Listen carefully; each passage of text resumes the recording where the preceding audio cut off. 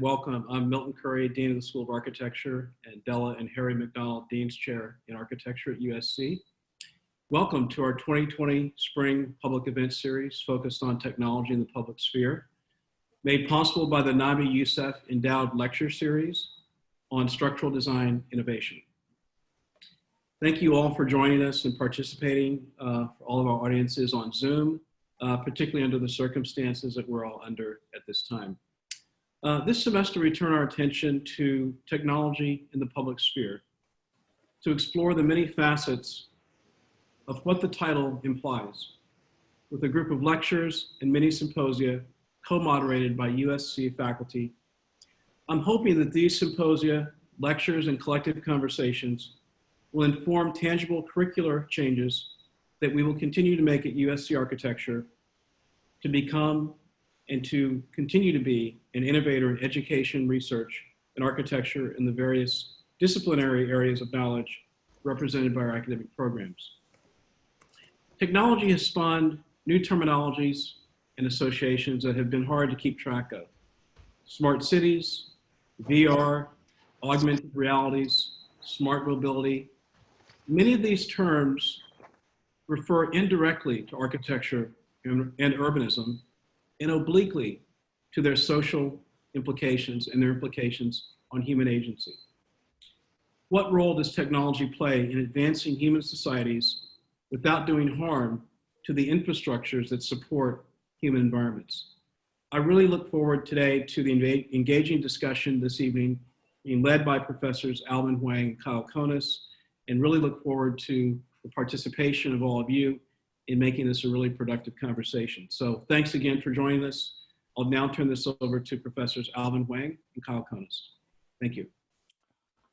All right, so I'm gonna share my screen here, and I've got a very brief set of slides I wanna share with you guys. Can everybody see my screen now? I can see it, Alvin. All right, great.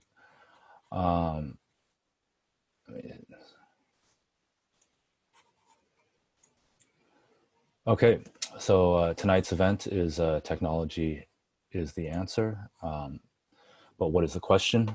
We've got a really interesting conversation that we're about to have tonight, looking at the work of our three presenters, Donna Kopkova, Larry Sass, and Ursula Kripa, moderated by myself, Alvin Huang, and Kyle Konis. The title of the talk comes from a quote from Cedric Price from 1966 in London, where he's really kind of a prompt about technology and the role of technology, but also, let's say, in our case, thinking about an obsession with technology, which historically in architecture, at least within the last, let's say, 20, 25 years, has often oscillated between either thinking of technology as an answer for efficiency on the end of production and let's say BIM or efficacy, and on the other end thinking about it as a tool for novelty and a search for innovation and kind of unique ways of thinking about architecture and form and tectonics. But I think one of the things I've been motivated about a lot, and the way I would like to frame this is thinking about the questions rather than the answers. And this is a quote from one of my mentors, Hanif Kara, who once told me that the best engineers provide great solutions, but the best architects create great problems to solve. And I think that's actually something that I've taken to heart as something that he said it as a joke, and I actually think it's a really great way of looking at it, which is engineers might be really good at having or coming up with great solutions, but without the provocations or the problems that architects give them, and the engineer will never decide that there should be a huge cantilever. The engineer will never decide that there needs to be a significant span over a certain area that results in a column-free area. But the architect will. But then the engineer is really great at solving those conditions. And I think one of the problems that we're dealing with in the contemporary age right now is obviously COVID-19. And this is an initiative that I just wanted to share with everybody that we're currently exploring at USC, which is Operation PPE, which was inspired by the work of Jenny Sabin and her lab at Cornell. We are now using our technology and our fabrication expertise and digital fabrication expertise to 3D print protective equipment for medical professionals on the front line. We have now a network of close to 85 individuals with over 100 3D printers scattered throughout Southern California, all printing nonstop around the clock. We are printing N95 masks as well as protective face shields. We're going to be donating these. We're working with Keck Medicine, LA County, USC, Children's Hospital, LA, and MLK in Hospital in Watts. And so this is an example, I would say, of technology being the answer, but the question being something far more significant than the technology itself. So with that, I think I want to end my part of this with these 3 quotes, one from Florian Eidenberg, the original one we started with from Cedric Price, and finally one about Benjamin Bratton. But basically framing technology, one as an answer from Cedric Price that can solve certain questions. Another, which is from Florian Eidenberg, which is framing technology or architecture as a place to think about or reconsider alternatives and really kind of imagine a different world. And finally, a quote from Benjamin Bratton, where we think about how technology actually equates to culture. And culture is something that we as architects are thinking about what we do as a form of cultural practice. So with that said, I will like to introduce our first speaker, Donna Kupkova from Carnegie Mellon University. Donna is an associate professor at Carnegie Mellon and is also a principal at Epiphyte Lab, which is both her design research outfit and her architectural practice. Donna is working a lot with technologies in computation and fabrication and exploring ideas about urban ecologies and the environment and performance through kind of simulation-based analysis of the environment and architecture. I'll also introduce, before we do each session, the next speaker, which would be Larry Sass. Larry Sass is an associate professor at MIT. Larry's work in digital fabrication and 3D printing focuses on thinking about how we can deliver low-cost, affordable housing to the masses in a way that is taking advantage and leveraging the advances in technology, not as opportunities as, let's say, some others are to make things more expensive, but in a way that is actually trying to look at the economies and efficiencies as an opportunity for architects to rethink the way that we operate. And then finally, Ursula Kripa, who's an assistant professor at Texas Tech University in, is it El Paso? Or yeah, in El Paso. And her work and with her partner, Stephen Mueller, who's their firm Agency, which, by the way, on a side note, I told Ursula this many, many years ago when I first met her, was the name I wanted to name my firm when I first started my firm. And then I Googled to see if there was another agency out there, and there was. And I was so upset that they had taken my name because I thought Agency was such a great name for a firm, and it still is.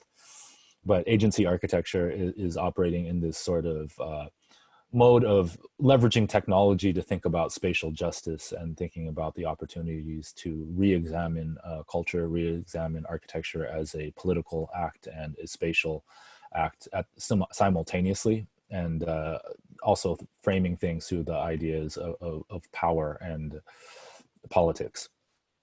So with that said, we have a fantastic set of presenters. I'm really looking forward to what they're going to share with us. Just to give you guys a brief idea of how this is going to work, each presenter will go for about 8 to 10 minutes in sequence, and then we'll follow that up with a roundtable discussion with all of us, and hopefully some good Q&A and conversation with all of you. All right, well, thank you. Donna? My turn? Yep. All right, can I please share my screen?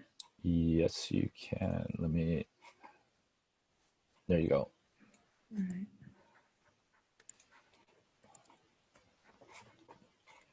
Okay. I just set this up here. Anyway, thank you so much for having me. It's kind of exciting and very strange setup. So I hope I can navigate this in a real time. Thank you, Alvin, for introduction. Thanks, Milton, for invite. And thank you, Kyle, Ursula, and Larry for the conversation that I'm looking forward to. So I'm going to start my presentation with the quote as well. This is a quote-based panel. And quote by Herbert Simon, whose notable career as a political scientist and cognitive psychologist and pioneer of AI, information processing, here at CMU has been quite significant. He was also a proponent of architecture of complexity and all its wicked problems. And perhaps his thought can project some hope in this time of crisis when we wonder about our own design agency as we face today's wicked problem of climate change and feel the urgency to imagine and design towards new possible futures. I'm going to, oops, here we go. Trying to navigate this. This talk outlines my design and research framework that relies on entanglement of architecture and ecology across scales. It could be framed as an evolution from the Richard Ingersoll's text, A Question of Architecture and Ecology, that categorizes architecture as it relates to world social crises related to energy and environmental disasters, from what he calls building against nature to the green apocalypse, to the advent of land architecture, to ecological correctness, and to quantification, all of which in my mind align with the known ideologies of environmental ethics related to different forms of extraction technologies rather than social redistribution technologies. Ingersoll in his conclusion avoids the question of sensibility and assumes the burden of an ecological within a constructed environment. However, as the burden is eminent, especially today, the architectural design linked to new forms of social and ecological, while understanding the technological framework as profoundly human and in service of ethical redistributions of energy and matter, is also in need of new models of design sensibility. So I'm going to talk about those within my work both at Carnegie Mellon and Epiphyte Lab, that is focused on design of built environments through the lens of ecological and thermodynamic behaviors. Epiphyte here serves as a model of attunement with the environment. Like orchids or airplanes, epiphyte is a plant that needs a very little to thrive on. It grows on other plants, but it's non-parasitic. It feeds off waste to survive. And parallel to this, my work focuses on the new forms of hybrid ecologies, material waste streams, and ecological footprints, their ecological footprints of different material expressions.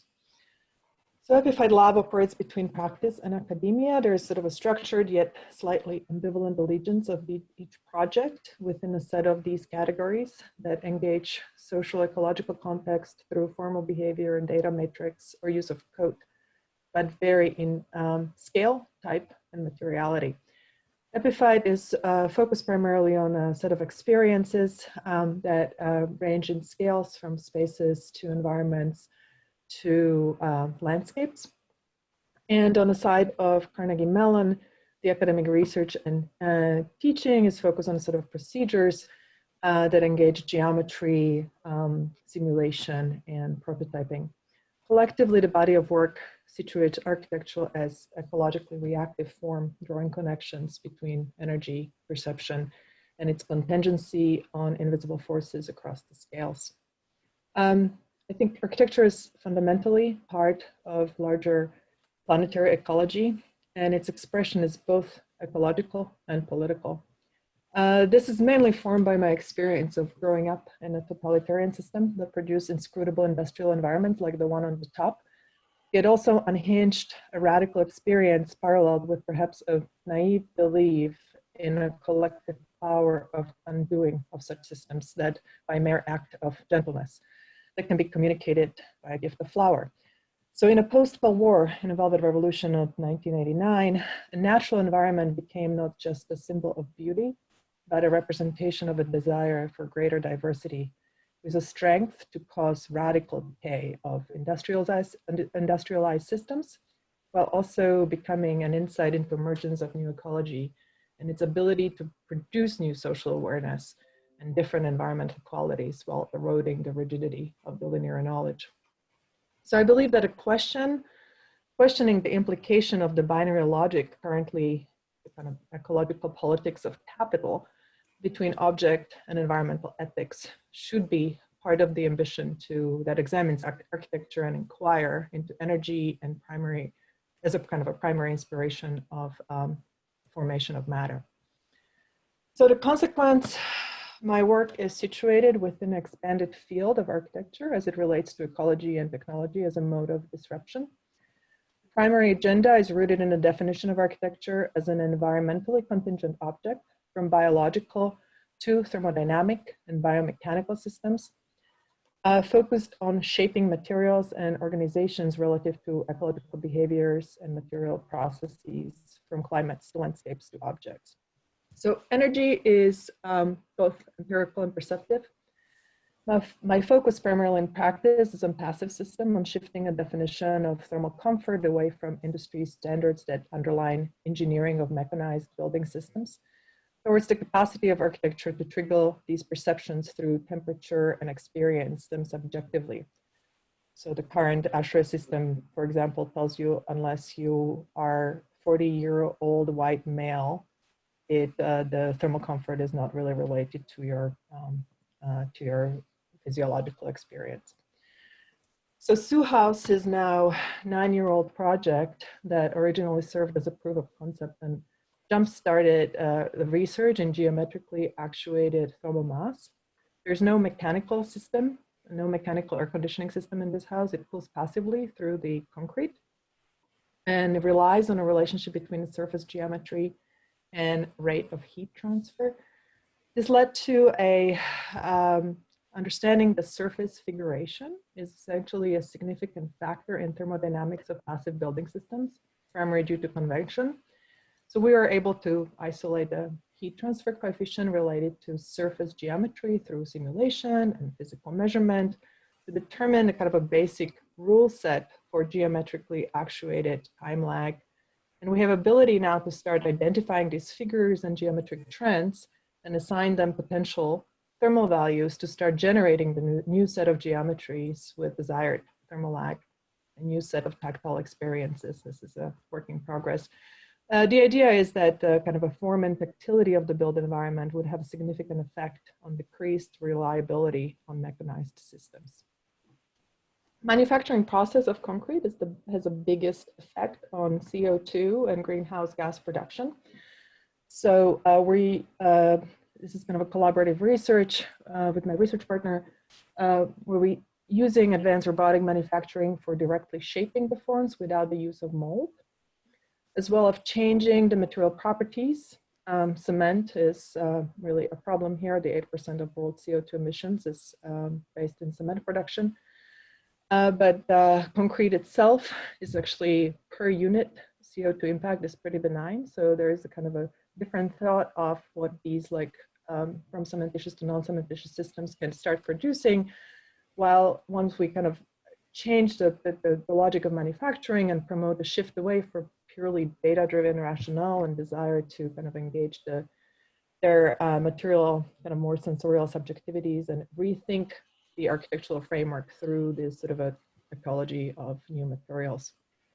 So Moss regime was one of the prototypes of the paneling systems that operates like a tree trunk. It's a living, breathing, self-regulating system with a self-sustaining biomass that relies on surface porosity, different material ingredients, and kind of behavior of the water that can be simulated to enable to kind of increase of concentration of the moss rooting based on the surface geometry and its adaptive thermoregulation. So this is kind of a framework of research which is currently translating to the current project we're working on. As a part of a Carnegie Mellon University Manufacturing Futures Research Initiative, and we're developing this demo project We're connecting the distribution of the large-scale soil pollution patterns, and this is a sort of a set of analysis that look at a concrete site here in Pittsburgh, while understanding the consequences and histories of industrial ecologies of former mill site to design interactive water collection plan enhancement pieces for nursery in the area where soil is very polluted. Okay, I'm out of time. So I'm going to quickly end. Our research streams combine kind of a cross intelligence from structural efficiency to water management to kind of shape factor that looks at embodied energy related to these factors. And this is particularly relevant in a time when many extreme environments, we need to rethink architectural production using what I call hyper-local materials and industrial debris that is layered within the soil ecologies of our own ground due to weathering, deterioration, demolition, and most recent wars. So kind of jump ahead a little bit, we're looking at kind of these ecological objects that define interaction and activities within a landscape that help us to both develop more robust architectural research for material waste relative to health and climate implications, as well as to kind of link to the current studio that I'm working with my students titled the Topic House that use the same methodology to speculate about sort of a future architecture of a sort of a local based recycling using the local soils. And that's the midterm work from my studio. Thank you very much. Thank you, Donna. That was great. So we're going to save the conversation and the Q&A for after everybody's presented. So our next presenter will be Larry Sass.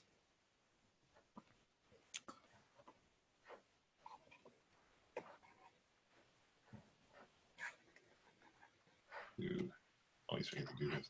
There we go. Great to be here. Thanks everybody for the opportunity to share and learn from all of you. Let's see, I'm going to try to assume everybody can see the bulk of my screen. Is that right? You guys able to see my screen? Not yet. Oh, hold on. How about that? There we go. Okay, great. Okay, so what I'm going to do is flip between a few slides and some software. And let's see. Yeah, okay. So I just first want to put out there sort of my interest has really just been since a child, just looking at architecture in general from through the lens of my grandfather. He was the son of a slave, and he really only had a 6th grade education, but he built his own home.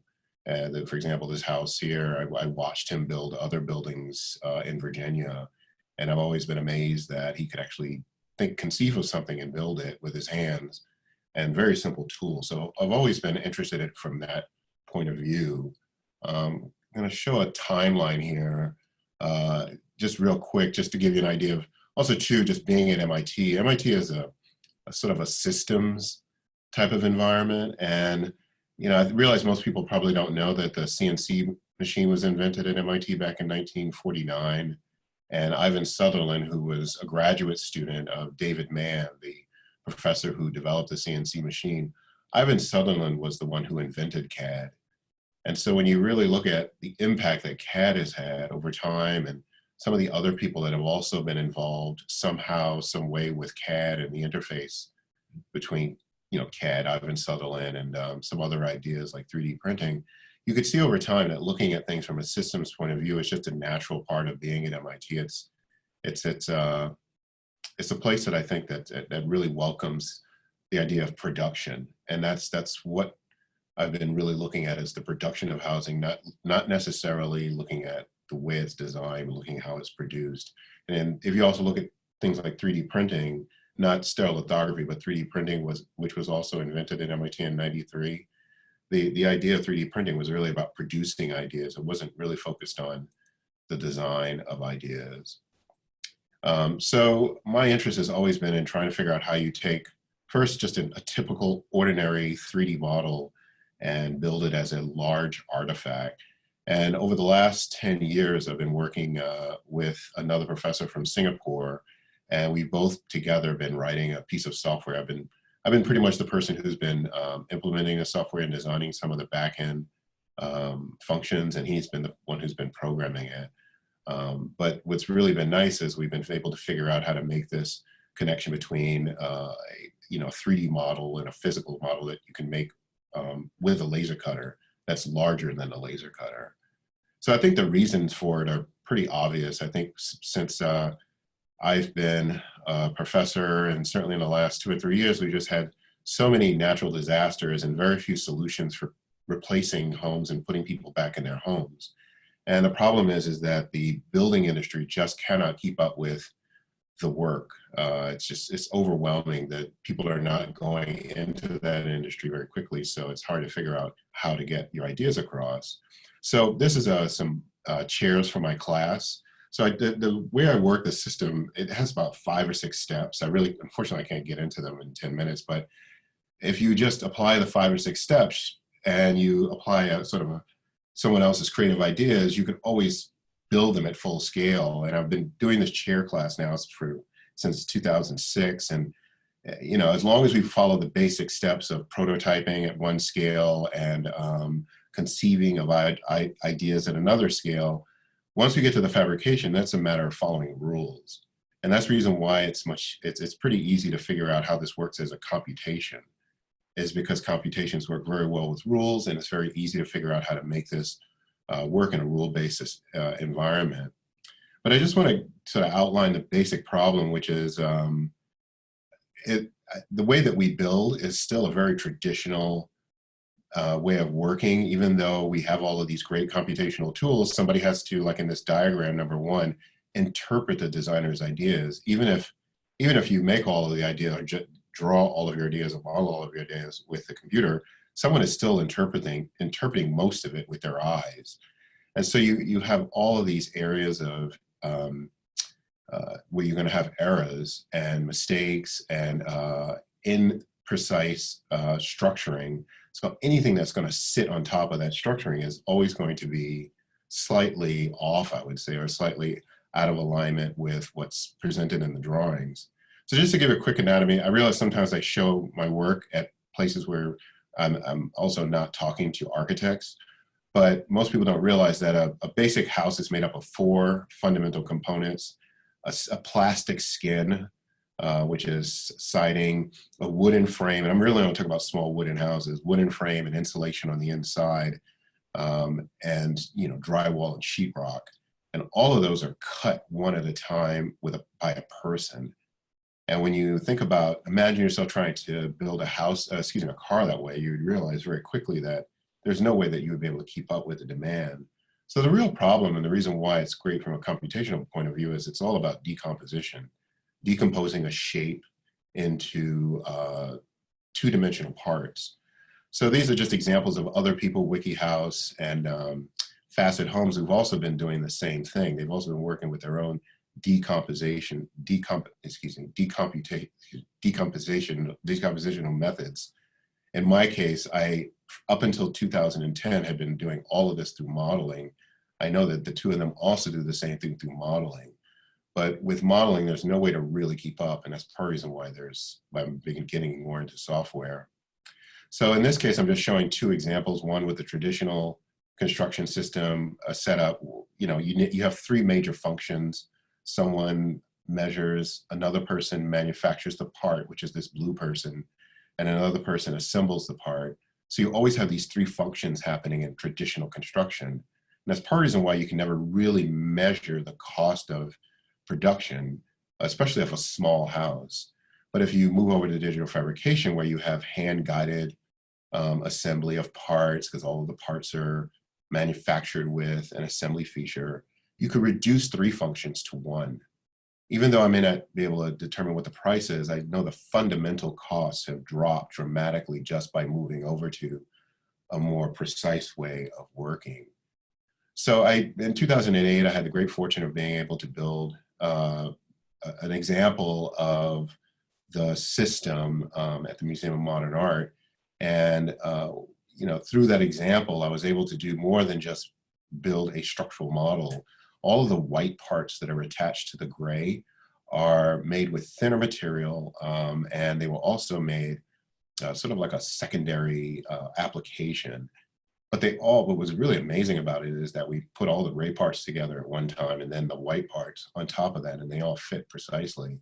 And this diagram kind of shows a little bit of how we were working at the time. We were looking at the idea of having this sort of gray structural system, and then we built in a lot of little features into the gray parts, and all of the white ornamental parts fit just precisely. And it turned out that out of the 5,000 parts, we only had to hand cut about 4 or 5 parts, and that was because we just forgot them in the model. But we had a really good system of prototyping, the same way we did the chairs, prototyping and building it full scale after the prototype was working. But in this case, we were doing the same thing that WikiHouse and Facet Homes are doing. We were modeling everything by hand. We were using, we used CATIA at one point, then we used, we used Rhino for a little while, but we had so many parts that it just was overbearing at the time, and the machines weren't that great. And then we ended up modeling all of this in AutoCAD. But it turned out really well, that we actually understood how it worked, and we understood as a system of production, it was really, really the right system. We just didn't know how to make the work faster. So since 2000, and I would say 2012, I started working with another professor, Luigi Chen. So I'm going to try to share. Please tell me if you're not seeing this. Do you guys see a dinosaur? Yeah, we do. Okay, great. So this dinosaur is actually, I processed it already. So this dinosaur is just a 3D model that's done with this program we made called Luban. And we started off working with just sheet goods, and then we moved over to try and figure out ways to build larger objects using multiple 3D printers. And what's really nice about it is that you can, like here with this model, I'm showing it, it can cut it up into parts, and it actually puts an assembly feature on each part, and you can alter the type of feature that's on each part. And what's really nice too is we've been sharing this with other people. And I don't know if you could see this Facebook page. Are you guys able to see the Facebook page? Yeah, we can see that. Okay, great. Yep. So we've also been, handing it out to schools, but selling it at $25 a license to the general public. What's nice is we've been getting about 10 new users every day. We're up to about 4,000 users since 14 months ago. And so just the other day, this guy cut up this guitar. He 3D printed this guitar using the software. He was able to paint it and actually play it, which is pretty nice. And there are a bunch of examples on our website of things that people have been doing, and more or less, if anything, the Facebook page. But the software does a bunch of things. I'm going to start it back at the original. It can do stuff like break the model into parts like this, or it does also other types of functions, and it makes cut sheets pretty nicely. You can make contours as well. We have a very large version of this dinosaur in Singapore that we made, but it does a really, really nice job of working with very simple geometry, but it doesn't do a great job of working with anything larger than a meter. We discovered that part is pretty hard. But I wanted to show you this video because it just shows you the steps that you go through to build a model. One, which is that you just pick the method, and it all works with STL files. So you start the program, and you can pick the method that you want. It can either be hashing or stacking or plate structuring, which is what I'm going to show you here. Here it has divided the model up into small plates, and each plate has a associated number. It doesn't work. Sometimes it doesn't work well if it's curved. It'll actually segment it if it's curved. But then you can also go back and you can change the size of the model. I'm going to skip ahead on this if I can, just to show you the end part. So it does all sorts of things. You can change the finger joints. But what's really nice is when you export it, it gives you a good idea of how many parts are involved. It numbers all of the parts. It numbers them with the associated part next to it. So when you laser cut the parts or put the parts together, you can see what part goes next to each other, next to the other part. It'll give you an idea of the area and the amount of material you're going to use. And it also gives you a quick little reference to time, which is a big factor when making something.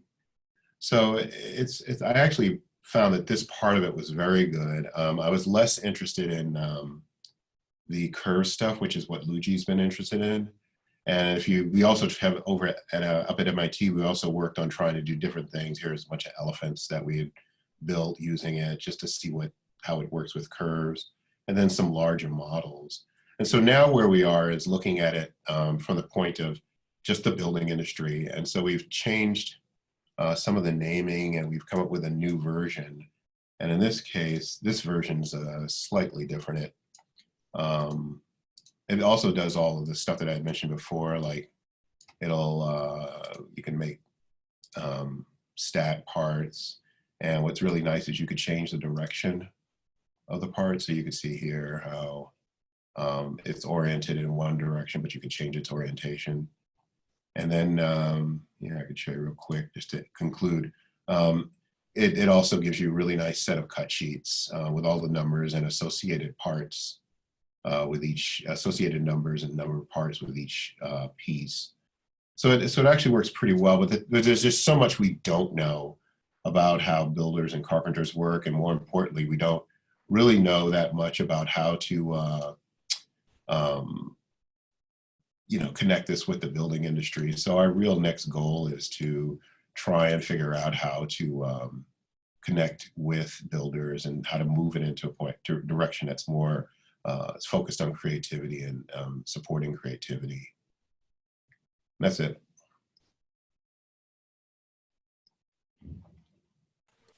All right. Well, thank you, Larry. And we'll now move. How do I stop sharing my screen? I think I don't know. I can take care of that for you if you want. So, now it's Ursula. So Ursula, we're ready for the big mic drop. You have to turn your mic on first before you can drop it. All right, there we go. Mic's on. Can you all see my screen? Yes, we can. All right, so I was going to talk about our projects, but given the current emergency state, I'm actually going to talk about our research. Today, I'll talk about mostly technologies in terms of their effects on democracy. And I'll talk about techniques we leverage in our studio in order to uncover, co-opt, and disrupt these effects. Our public spaces are under attack. The political fora of generations past are no longer arenas to sponsor agonistic discourse, but are now instead sanitized spaces for the replication of self-insulating ideology. Monitored, surveilled, and patrolled, the public realm of the contemporary city has become a victim of spatial instruments of suppression, both from private industry and state security interests, both imposed upon from external forces and elected from within. The military monitors urban life by using technologies ranging from high-tech surveillance, drone footage, data mining, infrastructural logistics, to low-tech smell generators, explosive simulators, and urban and architectural typologies. It monitors in order to simulate urban environments for urban warfare training, which ensures mission success, as well as embeds urban reconstruction strategies to maintain control after wartime. The measure of a place is no longer neutral, but it's an index for intervention.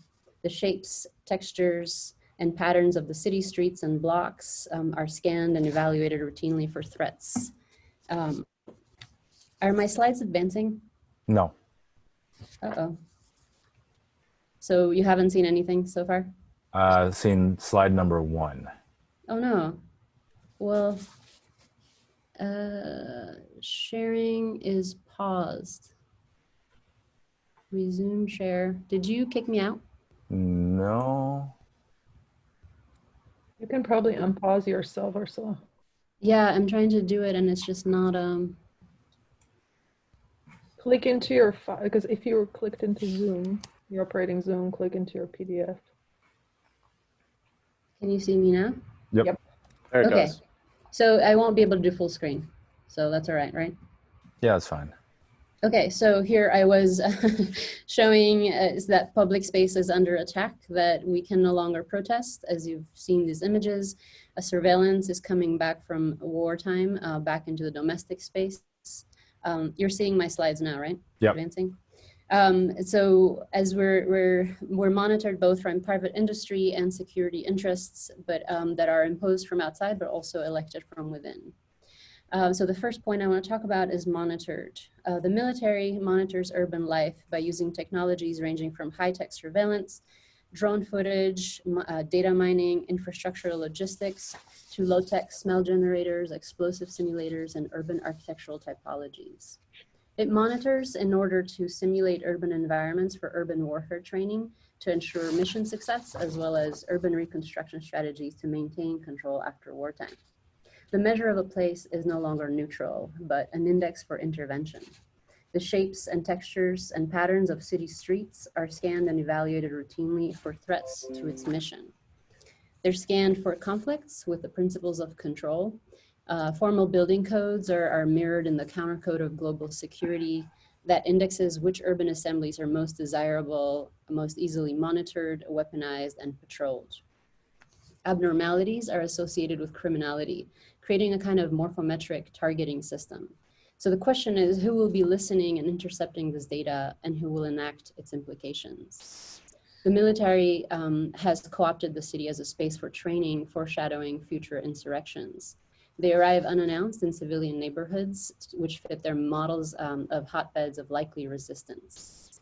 And so we uncover, by using a combination of data mining and GIS, to create online databases that are accessible to anyone. In this case, the manifestation of technology is this database. We scrape government documents and congressional budget hearings and construction contracts to uncover the coordinates and morphologies of about 500 shadow cities. We countermap these dedicated sites of urban simulation and morphometric targeting, where entire cities are built from scratch in the deserts to plan urban interventions. And we share this information, creating a publicly available database that's radically transparent, and it will be online very shortly. And as architects, we're interested in identifying the commonly targeted urban and architectural features, recognizing that these sites telegraph the future of war.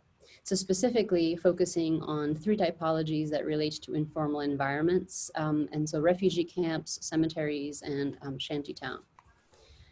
We gain access to these sites from our context here on the border, and we uncover and write their secretive stories. We hear horror stories of the length of the securocratic regime will go to ensure realism.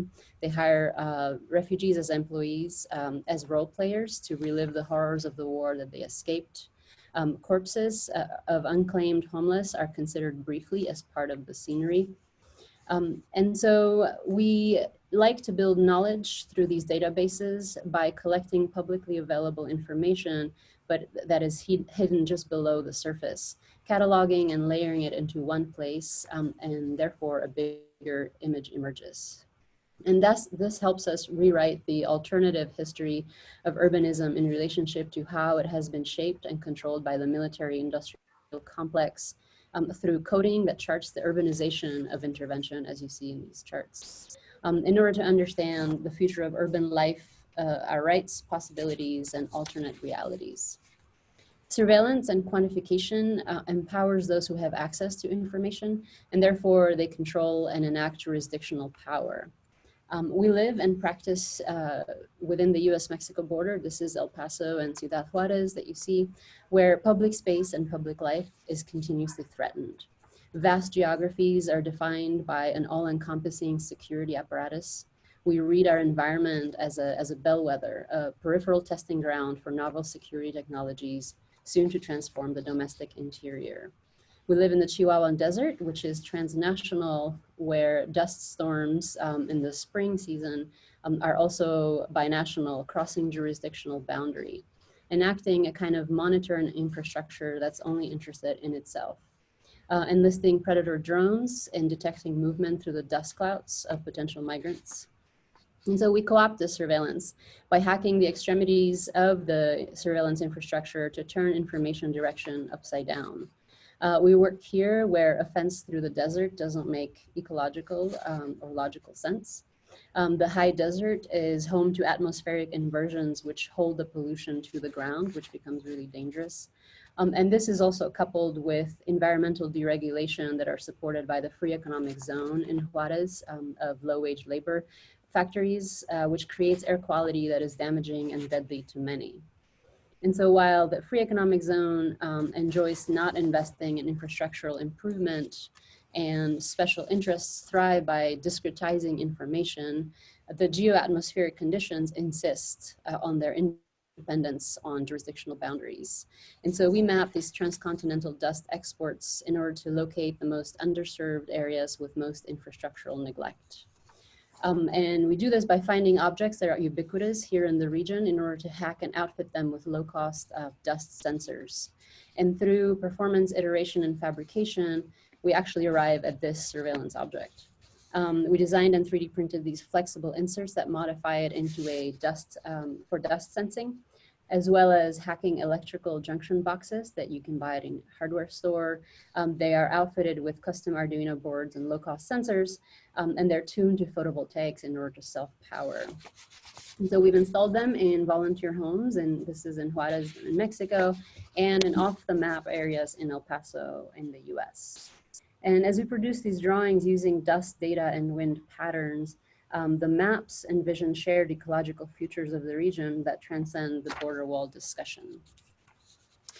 The US-Mexico border is the context is home to extensive border patrolling and detention logistics that use advanced technologies to shape systems that profile, violate, and kill bodies. Our world is shaped by securocratic regimes. We all are familiar with everywhere wars on drugs, on poverty, on terror, that subsume large and poorly defined territories in the name of security.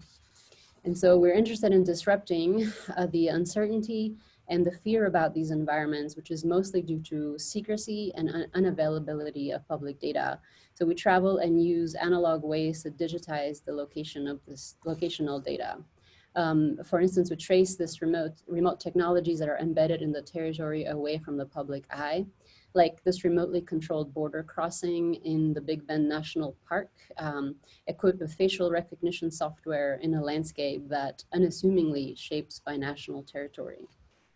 We track the simulated security landscape around the US-Mexico border, where simulated international border fences are used by Border Patrol and ICE agents to train how to break international law.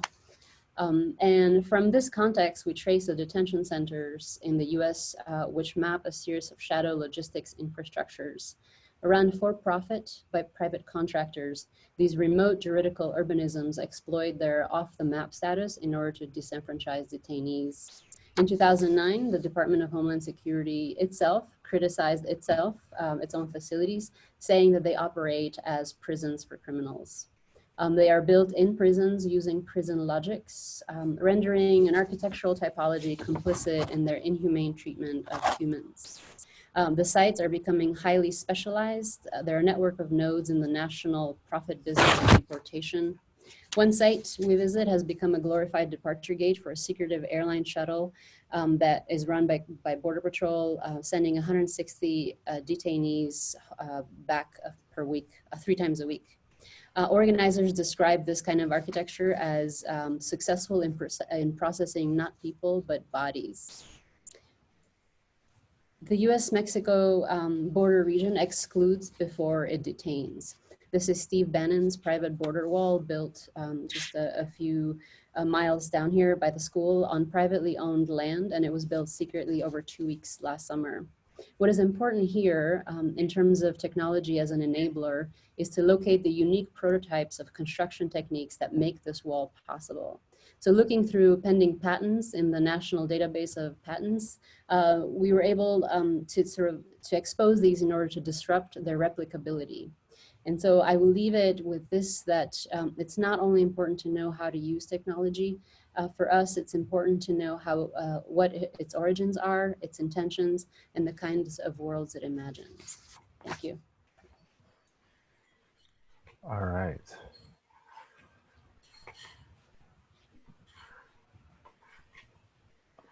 Well, thank you, everybody. Some real fascinating discussion, presentations there, and a lot to chew on here. So I think maybe before we open it up, I'd like to kind of ask each of you to reflect a little bit on, you know, what you've been presenting, and kind of through the prompts of the actually, somebody just texted me, said that they lost video for everyone, lost the screen for everybody. In the chat, can everybody confirm that there's a video that they see? Okay, everybody seems like they're good. Okay. Ask the question and you get like 500 replies, which is great. That's awesome. So anyways, back to my question, which is, in short, what is your question? Because between the three of you, obviously, Donna, you're looking at it more from an environmental and ecological standpoint and how that relates to form. Ursula, you're in this particular presentation kind of investigating issues of control and surveillance. And Larry, obviously, dealing with issues of affordable housing, or let's say mass manufacturing or mass customizable manufacturing. But what would you guys say the underlying question is that's actually motivating the work? Ooh, that's a tough one. You mean motivating us to work on the problem, or motivating us to do our own work? Because it's, you know, it's funny because I've been trying to figure out whether I'm going to really address the question properly or not. I kind of started getting a little nervous earlier today and wondering if I'm actually addressing the question particularly in a critical way. And I still don't know if I am. So in some ways, I'm kind of throwing that back at you, Alvin. I don't know for sure if I'm actually addressing the original question properly. Well, I mean, I guess the original question, like the question is like, what is the question or the prompt that you are asking? Like, because I guess I oftentimes think about design not as solutions, but as asking better questions. Like, meaning you can't really get interesting solutions unless you ask interesting questions. And so I guess the question I'm asking of you, or all three of you, is what is the problem that you are identifying as the thing that you are trying to address? I'll try. Okay, Ursula. Okay, go ahead.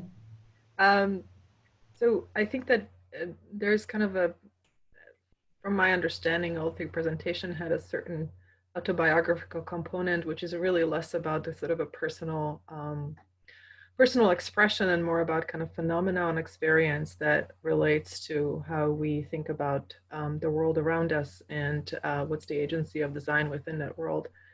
You know, today we're in a situation which is very similar from my experience to the Cold War, where the kind of the resources and the kind of the energy flows and redistribution of those are becoming radically reduced because the system itself, how it's designed in a large scale, to the kind of the agency of the individual is completely disconnected. And it's pretty evident. And I think that's evident in all the three works and from very different perspective.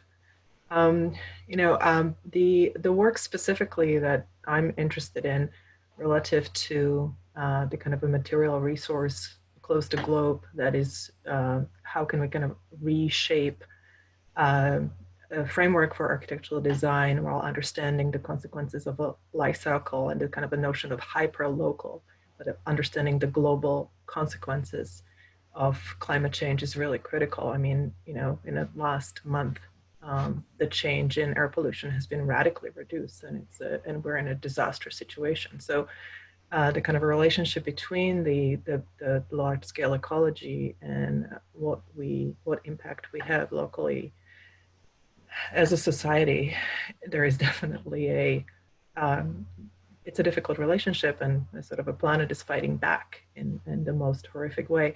So know that this is a kind of a simple linear relationship, but there are a set of consequences that we can kind of reduce our footprint through the way we think of what our agency is. Like I'm specifically focused on this idea of there's a lot of the kind of a weathering and demolition. Like right now, like the project in Pittsburgh, we have a soil pollution that is from the history of industrial city embedded within our soil. How can we kind of both use that as a sort of a granular material through the use of technology to start developing a new architectural components and system through binder jet printing, like this is sort of what our industrial partner is also interested in, while thinking about the material as both kind of ecologically more relevant, but also economically possible, how the sort of a redistribution of matter rather than kind of a technology as an extraction is going to perhaps change of how we live and how we construct things locally while understanding whether we have a global impact. I think, yeah, I think for us, or for me, it's so weird to say me, right? Because we're always teams. So I'm going to say us. I don't mean the royal us. And so for us, really, it's a question of agency. Like, what are the tools and technologies that restrict it? And so we often, it becomes a really clear project when we ask that question, we pinpoint that technology, and then we turn it back on itself.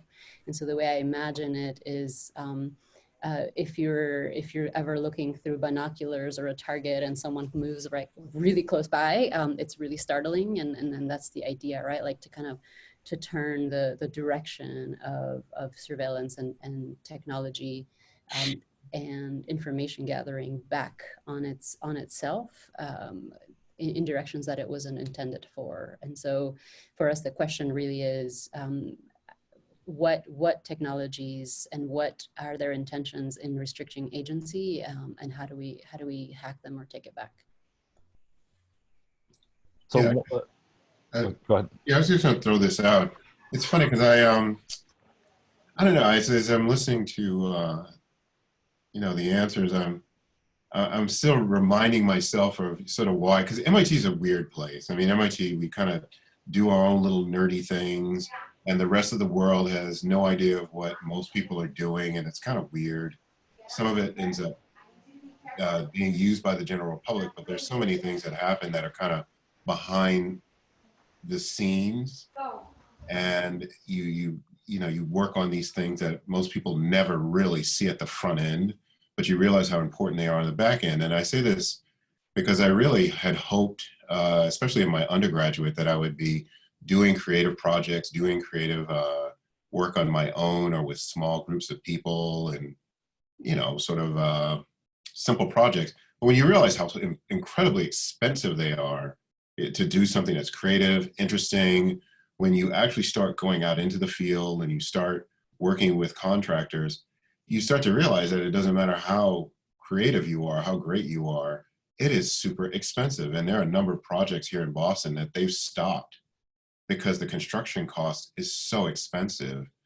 And I'm just mind blown by the fact that that architecture is the only industry that really doesn't apply new technology to the production of our ideas. If you look at the fonts industry has tons of pieces, like really good software, and you see many examples of new fonts that a lot of creative artists have developed over the last 10 years, 10, 15 years. Or you could look at even some of the things in the clothing industry, they're starting to use new technology to produce their work. The architecture industry doesn't use any technology to produce their work. I'm talking about once the work is in the field, there's very little relationship back to all of the technology that happens in the office. It's interesting because I think that with large-scale 3D printing and robotics, CMU is very similarly weird place.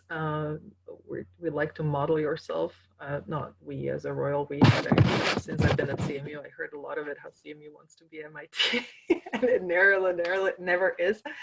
But so there's this kind of a similar weirdness of this. But the whole entrepreneurial startup within a post-industrial city, that it's smaller and has a kind of a potential of the kind of a tech evolution relative to some of these processes is actually happening. So looking at some of the industrial production, like this is primarily my research partner is working with, he's an architectural roboticist, and looking at kind of a large scale robotic production relative to like a lower scale cost and human engagement. So this sort of a research framework is actually really relevant, and the sort of work I've been showing, it's kind of feeds into it to some degree, but a lot of this is sort of a in production or protected now or not yet quite yet, but it's still based in this sort of a capital model, like how if you actually scale it up, there is a radical difference in terms of how does manufacturing change the world, and a kind of a material science changes the world. But there's sort of an implementation, and relative to cost as well, but implementation of that requires political difference, change, and a kind of a change the way the capital is redistributed. So, and I think that the sort of a politics of both the ecology and capital are really problematic in that sense. So, you know, I tend to be the idealized optimist who tries to think through like the kind of what's the positive future we want to live in, and this is what's possible. But the kind of a reality of thermodynamic possibilities and reality of like possibilities of capitalism are two different things. And I think that's what you're starting to talk about. But it's not that it's impossible or it's too radical or it's too out there. I think it's just, I think it's more of a systems problem of the translation of the capital economy. And I think it relates to more Ursula's framework of thinking of how the technology is always about extraction rather than the sort of, if we think about it as a kind of a collective redistribution model, the economy wouldn't be such a huge problem. Look at the stimulus plan. Suddenly we have how much money to put into economy, which we didn't have before. You muted, Ursula.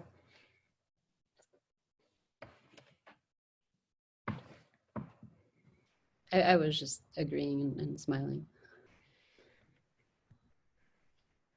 Yeah, well, I mean, we see that very clearly in the current situation we're in with the COVID virus and the sort of, you know, political imperatives to quote unquote save the economy at the cost of our elderly, and you know, beginning to say that, you know, the economy is in itself a organism or a sort of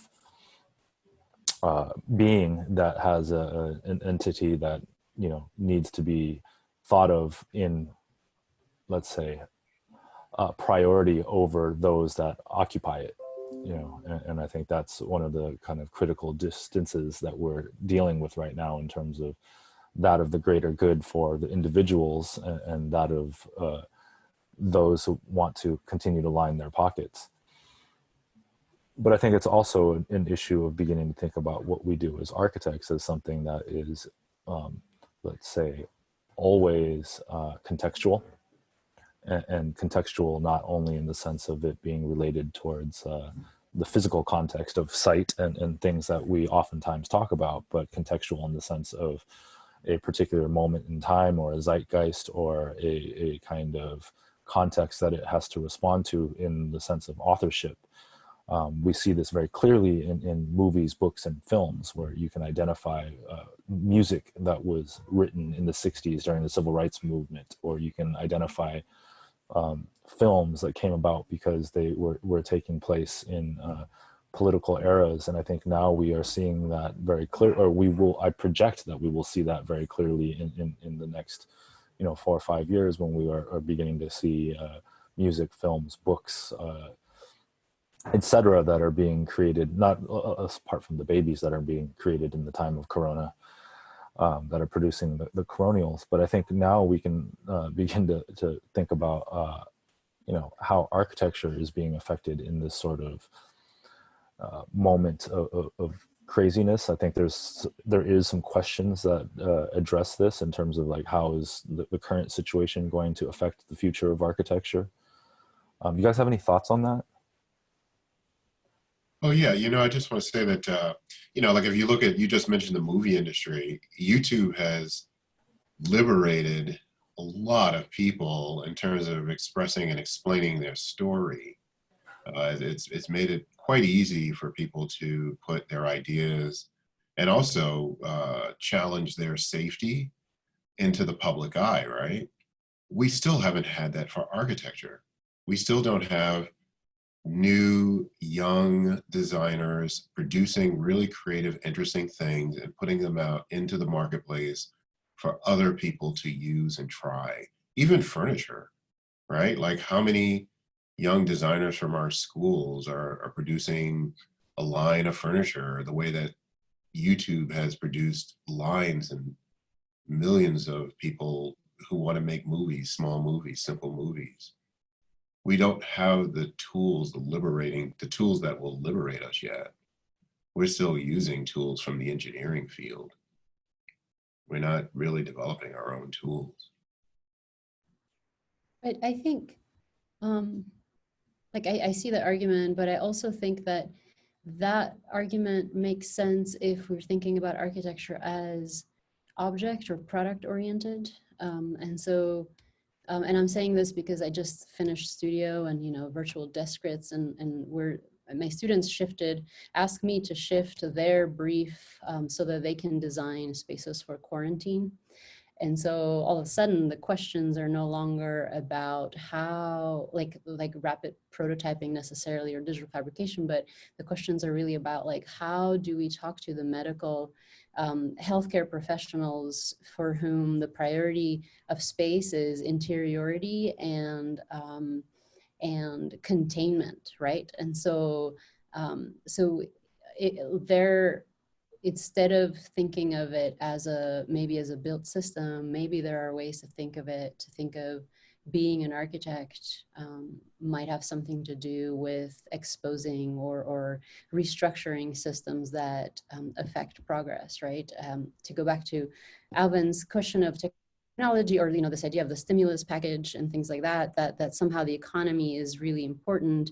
That's because we're equating technology with progress, and then therefore we're thinking progress is a good thing, right? Progress is not always good because it's on the backs of those who are left behind. And so what are some empowerment tools that we can think of in terms of technology beyond the making? Because I don't think, like as you were saying earlier, Larry, like how you realize that it's just so expensive to build like anything that's very well designed or constructed. And so if that's the case, then how can the rest of the young designers we're educating enter the architecture world or discipline without actually building? And so I think there is a lot of space for that kind of constructed research that might change the way we think about technology and the way we think about progress by sort of redistributing hierarchies and rethinking of capitalism differently. I think Milton wants to talk. Sorry. Okay. Yeah, I'm wondering to what extent each of you has thought about, linking your projects that are more based in architecture with a notion of social connectivity through something like a social movement. I mean, I'm thinking about the Green New Deal, which is leveraged architecture to some degree, but it's essentially become a political tool. It's part of a social movement, and I'm wondering in each of your projects, it seems like in each of your kind of expanded intellectual projects, there's the opportunity to develop communication tools and other kinds of strategies that can engage constituencies to really formulate social movements around your core contributions that you're each making. That's a good question. Social movements, as in, what the social movements would be based. What would be I guess we would have to have a social objective, right? Well, I'm thinking about, for example, I live in LA and in, I believe, Oakland, and even in LA, this has occurred where families, single parents, and are getting together and just going into vacant homes and occupying them, and basically pushing the issue of architecture as a human right, and how can these, because of the vast kind of rental financialization of rental housing, a lot of housing that was taken out of people's hands through the foreclosure process. Some of it's sitting vacant, and I think they're pushing kind of an ethical issue of why is this vacant when I'm homeless? And they're building what is looking like a grassroots social movement around housing as a human right, as an example. That's an excellent example. I don't have a straight question for that, but I think that how do you engage with that issue could be very different answer from Ursula's to mine to Larry's. But it's been haunting me lately. I've been actually because we're directly trying to work with waste streams, material waste streams, and the kind of earthen-based materials through the different forms of 3D printing, and how, if you think of rethinking how the 3D printing technology can be sort of redistributed, just like through COVID now, everybody's trying to print the masks, just as Alvin pointed out in the beginning, the sort of the robustness of kind of a computational knowledge, which can then become very, in a way, adaptive and produce sort of almost like a low-tech solution, even though it's complex in its form or shape or organization, is the ability to kind of use the resources that are already there and kind of recycle them into the new forms through these technological innovations, whether that's, AR, VR, there are lots of technology which are using AR, VR for more of kind of a construction feedback, right? Like, how do you actually, through a set of simple procedures, construct something that is complex, because you have ability to translate digital information into somebody who has a lower level skill set, right? So I think there is a model there that I kind of, I think, has an intelligence embedded through the kind of a technological knowledge that we have been building up as a society, but it's actually much more distributable into sort of these hyper-local contexts. And I was just looking at the pictures of Syria after war, and the kind of the amount of matter that it's going to be completely eviscerated within the landscape is completely, it's like, how do you rebuild something like that? What is the kind of a scale of intervention one needs that? And you're dealing essentially with sort of a architecture to dust condition, which is, so more and more common these days. So the sort of a life cycle issues and how we start producing something productive, hopefully in the near future from this sort of a catastrophe is sort of a part of humanity and its way of kind of adapting to crises. And I think that these technologies have ability to do that. And I think the issue of intent and ethics and reframing a social justice through the kind of a reorganization of the capital is implicit in those models. So I want to jump in here just to note that we have questions piling up in our Q&A box that I'd like to field a few, if that's all right.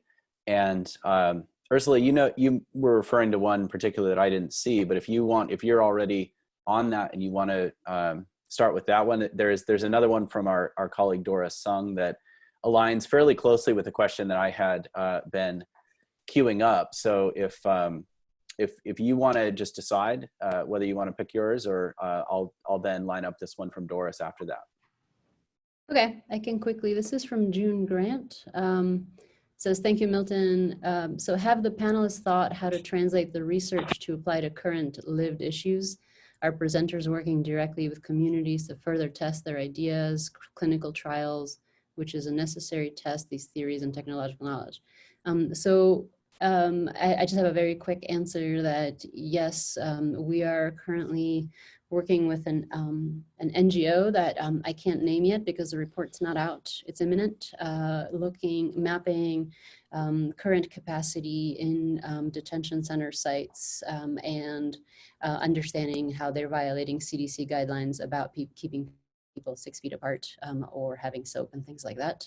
And so we directly went into our database, pulled up our mapping software.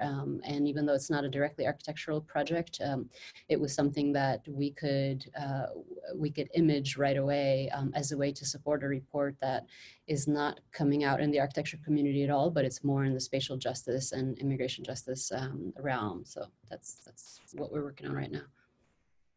Yeah. Okay.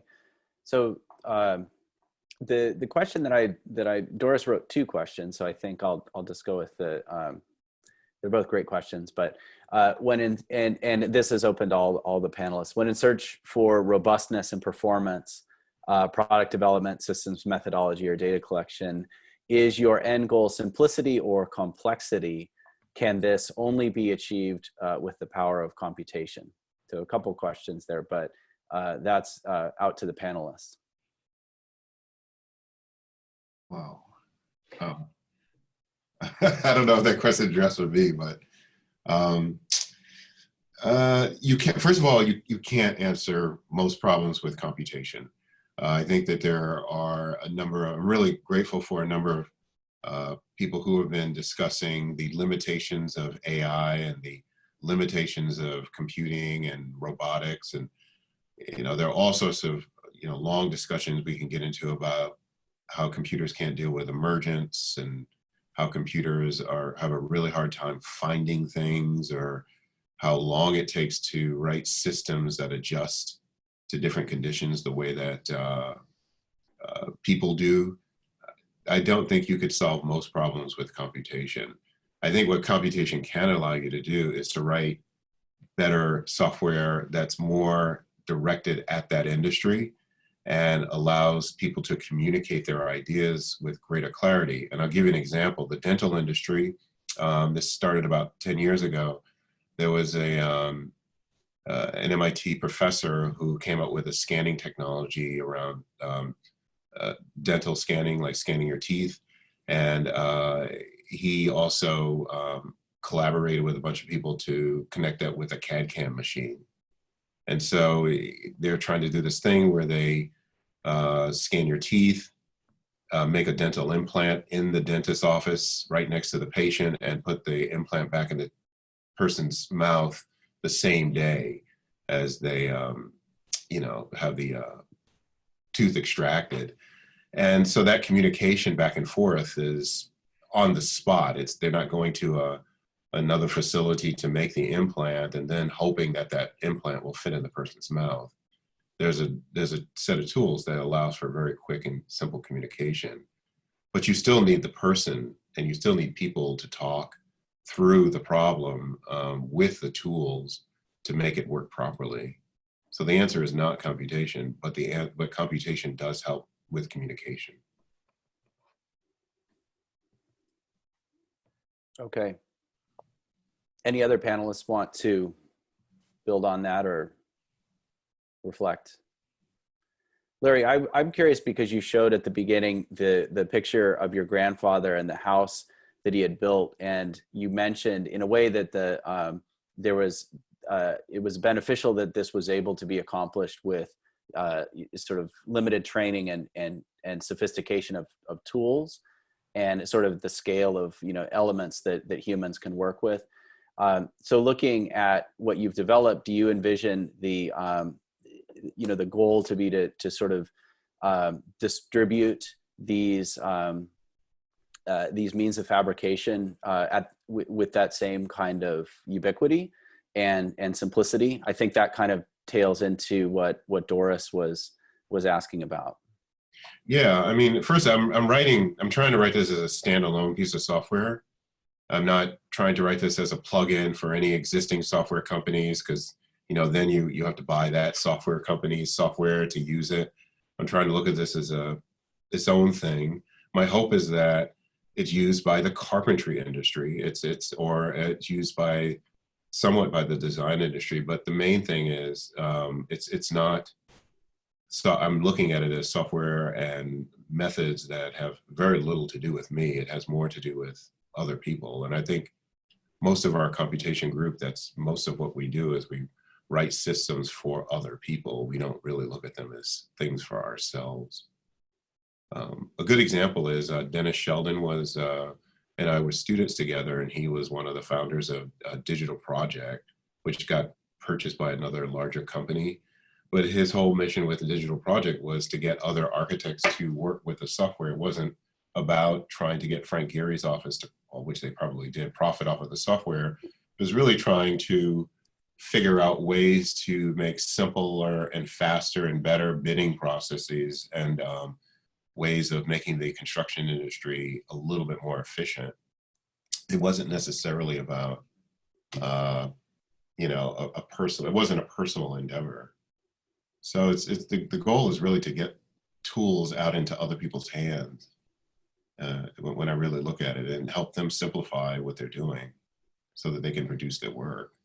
That kind of leads to the question that is there, both maybe Doris's question and Dagmar Richter asked about the potential for robotics in architecture and context, and if the robotic fabrication become excess luxury. I think that just like the laser cutters and 3D printers or CNC cutters, where sort of now are becoming more DIY. There is this sort of I think this will become a future hammer of how we make things, and the sort of the fact that these technologies can become actually more accessible and distributed, and you can make more complex things with the tools that you can actually make yourself, possibly, I think is less about luxury and it's more about agency. I think that relative to, so I think that we, at least I feel as an academic, the part of a research is not to necessarily just respond to how to translate things now, but also how we can change how we do things. And I maybe have a slightly different kind of a take on the relationship of sort of energy ecology and how we build, like the house I showed, which was sort of a part of my practice that started a lot of this research on the sort of a shape factor in how we produce these shapes without molds, with less of a cost and less of the environmental impact, which is actually with robots, is pretty significant. And the quirky thing about the house is that when we built the house in 2010 or 11, the house doesn't have any air conditioning. But we did a post-occupancy analysis. It does really well. It was actually a very low-cost house. We used like very cheap materials. The piece was poured as a foundation. It was produced on a basic CNC machine. Like the kind of the knowledge itself didn't necessarily translate to the sophistication of a construction. The sophistication, I hope so, of a design produced something that was kind of based in a performance of a low footprint. And the irony of a situation was that with the current, at that time, or even now, the sort of a LEED certification actually rated us silver and not higher because we didn't have an innovated mechanical air conditioning, right? Like we had no mechanical air conditioning. So the sort of like, where does the kind of a current state of practice and where the research goes and it produces essentially bigger effect doesn't necessarily is captured with the reality of a practice today. And so I do not think it's a luxury. Okay, well, I'm gonna ask a question that sort of builds on some of the earlier discussion, and this is for Ursula. in terms of your maps being a kind of a tool, who do you envision as the end users when you're making these maps? Is this meant to inform some of the institutions that you're critical of? Do you see them as actually using this and sort of rethinking their decision making with this information that you're providing? Or do you see this working as a way to inform the general public and then influence, as Dean Curry had alluded to, politically, conscious action that's, that's informed through this work? Can you talk a little bit about these, your audience for your work? Yeah, so the hope or the idea is to for the maps to be used by the communities that are excluded by this kind of data and information. So the dust map trajectories are meant to be used by local, a very specific local community here that is arguing for air quality around elementary schools, because the bad air quality affects kids the most. And then the current maps I just mentioned about the detention centers would be for a social justice NGO. And so I think our maps are never quite intended to meet the maker or the people that they're critical of. Because that's the way they use the tools, they're driven by their own interests, and the military industrial complex and this idea of the cloak of national security is not always interested in sort of in the rights of communities that they impact. And so to even just like go back to Doris's question, that we use robust computing power, but we actually mean it for it to produce the simplest, most understandable layerings of information, so that a very clear image of imposition or marginalization or discrimination can emerge. And so we actually even have more information on our military maps than the military has in its own databases. So when we visit these sites, they're really surprised when we talk about other sites that are similar like them, because they're also meant to only compartmentalize information in relationship to their missions. And so layering all of this information for us is really about laying bare the questions of loss of democracy, essentially. So they're really not meant to go back to the power, but they're meant to go to be disseminated and easily understandable by people.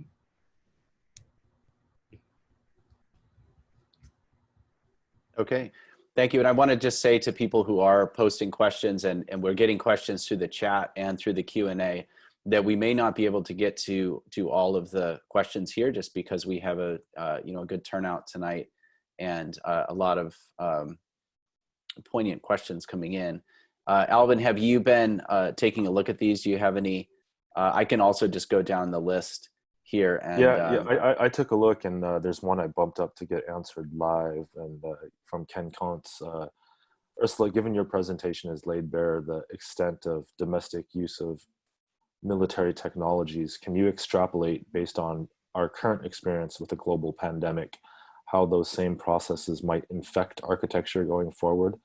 I've already heard about ante-rooms where body temps would be taken prior to allowing entry. Yeah, it's a really dark question. I don't.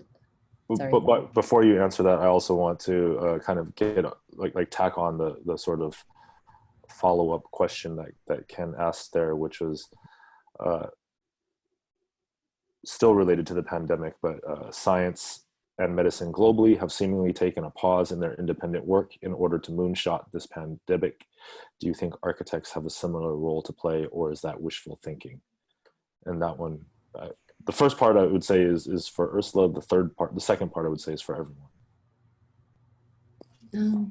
I think, yeah, I mean, almost all of the technology we use today has been initiated by military, because that's the Department of Defense has the funding and the scientists to invent it and to test it. And so I could very well imagine a post-pandemic code, just like, just lost Michael Sarkin, but the discussion of indefensible space right after 9/11. And also zoning and very specific local code in terms of construction is very much guided by this idea of ease of invasion.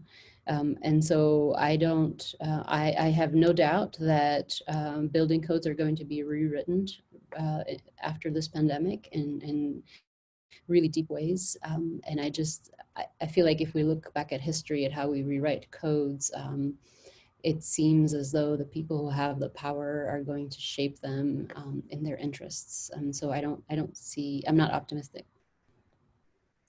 Just jumping in quickly for that question, the National Institute of Health has a Health and Buildings Roundtable. It's just recently been relabeled the Health and Buildings Partnership.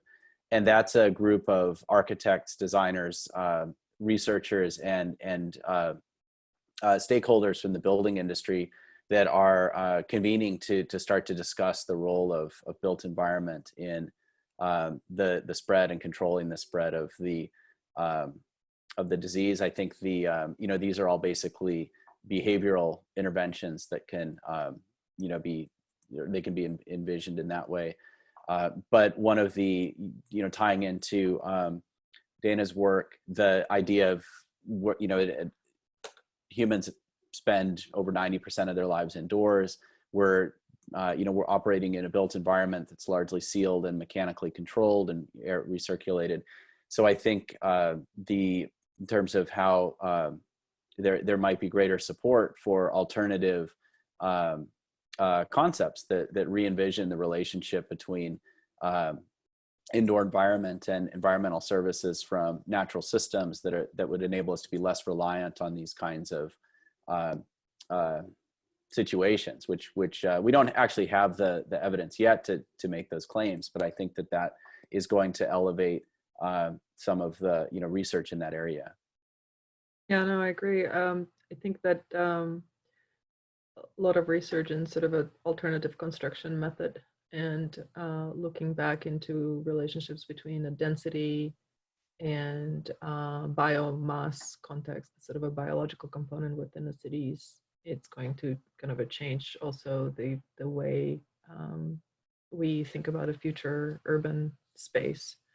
I mean, that's already started happening as a kind of a, to some degree, as a response to the climate change crisis. But I think it's right now the pandemic is primary on everybody's mind. But as we hopefully move through this in the next several months, I think it's going to change how we think about architecture as a kind of a basic necessity to provide sort of a relief relative to architecture as a sort of a applied ecology, as a sort of having a natural component and functioning passively with very little. And so I think, and one can start, there's a lot of research around this, but linking it to, this is what I meant by the kind of a large scale ecology relative to sort of a hyper-local manufacturing methods to sort of architectural design framework to issue of code and typologies. I think there's a lot that will emerge out of this. Okay. As you said, we will not have any answers. Well, I mean, answers are only so interesting. I'm still much more motivated by questions. No, but I think that this will, relative to even working out of home and rethinking the sort of a spatial social space of office life and kind of a capacities of one being remote versus close, and the value of social interaction, which I think we all feel is really affecting us all, is I think going to affect this notion of health relative to both physical health and you know, building constructions and sick building syndrome, to the sort of a mental health of us being separate versus together. So I think that space is just difficult to outline at this moment. Absolutely, and I think we're at a kind of weird moment in society now, obviously with you know, the COVID situation, and it's something that is going to haunt us for some time and go beyond our current condition. I guess the big question here is, you know, how does it haunt us? Like, is it something that we actually adjust the way we live to what happened, or is it something that is going to chase us as something that we're going to have to restructure the kind of conditions in which we exist in this world, whether it's through, you know, our impact on the environment here in Los Angeles. I think it's one of the stunning, let's say, blessings in disguise that has happened through this entire experience is the Southern California sky has never been as clear as I can ever remember. Let alone the traffic, but like literally going outside and seeing how blue the sky is really something that kind of identifies the impact we've had on this planet, where when we stop our activity for 2 weeks, it makes a huge, huge difference. And if you think that that 2 weeks of inactivity has produced this visible, palpable change, what is our, you know, how many centuries of existence had as you know, an impact on the environment. So this is kind of what I meant by the difference between extraction technologies and sort of a redistribution technologies, where I think the computation and kind of a way we think of kind of a recycling and sort of a all different way is going to be critical, because I think that the fact that, you know, we stop for 2 weeks and our environment gets 20% better is the irony of this whole situation relative to how to move forward. Right, where it does feel very much like an ecological response, like one of an ecological correction. Right. Wish we could have a political correction too. Yes. Well, right, because it's an ecological correction, but the correction is happening in the most underserved, overpopulated communities that don't have soap, right? Right. The wealthy are in their incredible bunkers and they will outlive this. And so it's an ecological correction, but it seems like it's hitting where it shouldn't. But it's an interesting kind of a dilemma between how does social justice becomes kind of a ecological problem, where the politics are really critical, right? Well, on one hand, we understand that this is an issue of climate change and a problem how we've managed the planet, but the issue of social justice kind of produces the unevenness between where the impact is mostly felt, right? On one hand, during the Second World War and other disasters, everybody was asked to, you know, sacrifice in a very different way than just like sit on a couch and mostly look at a computer. And it's the kind of a degree of sacrifice when you live in sort of a privileged society, it's less indicative of what's really happening if you don't have basic resources.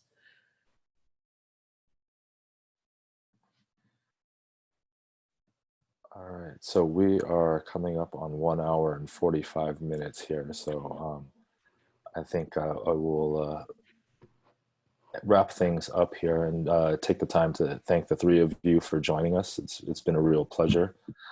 I've known some of you actually all of you for quite some time, although Larry, this was going to be the first time I physically met you. And Yes, yeah.